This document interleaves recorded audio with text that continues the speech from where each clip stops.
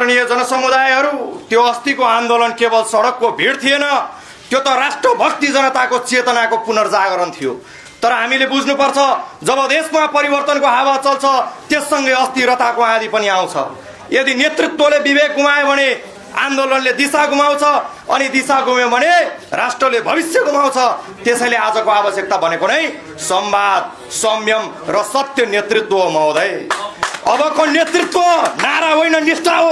राजनीति पदका लागि होइन, प्राणका लागि हुनुपर्छ। जनताको विश्वास जगाउने नेतृत्व चाहिन्छ। यस्तो नेतृत्व जसले युवाको आँसु पढ्न सकोस्, श्रमिकको पसिना बुझ्न सकोस् र किसानको माटो सुन्न सकोस्। म 18 वर्षको युवा भएको हैसियतमा भन्न चाहन्छु, मेरो माग केवल आवाज होइन, यो त राष्ट्रको दिशा हो।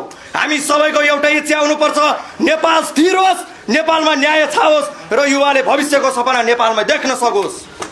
नेपालले बुद्ध जन्माएको देश भनेर गर्व गर्छ, तर बुद्धको देशमा अझ अशान्ति छ। बुद्धले देखाएको शान्तिको बाटो राजनीतिको भाषणमा हराएको छ। हामीले त्यो बाटो अब पुनः खोज्नुपर्छ, जहाँ शिक्षा, स्वास्थ्य, रोजगार र निष्ठाको विषयमा के आवाजहरू गुन्जिनुपर्छ। देश बिग्रियो भनेर रोइहाल्ने होइन, देश बनाऊ भनेर उठ्ने समय हो। नेतृत्वले पद होइन, जिम्मेवारी बोक्ने समय हो।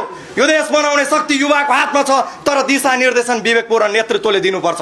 नेपाल अब उठ्ने बेला हो, केवल नाराका लागि होइन, नयाँ दिशाका लागि। केवल सत्ता परिवर्तनका लागि होइन, प्रणाली परिवर्तनको लागि हो। श्रद्धेय श्रोतागणहरू, अब मौनतामा होइन, परिवर्तनमा बोल्ने समय आएको छ।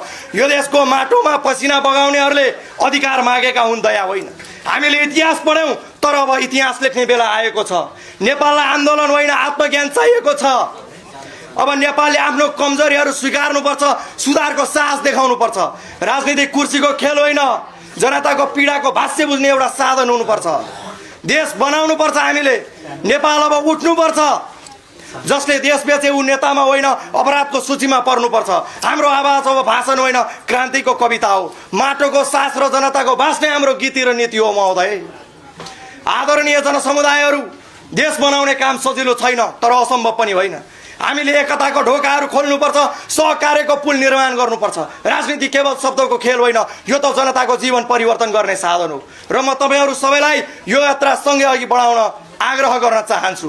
नेपाल अब उठ्ने बेला हो, भविष्यका लागि, सपनाका लागि। हामीले आफ्नो यथार्थलाई स्वीकार्दै आफ्नो प्रयास र लगनशीलतामा विश्वास गरेर एक सशक्त, समृद्ध र न्यायपूर्ण नेपाल निर्माण गर्न सक्छौँ र सक्नु पनि पर्छ।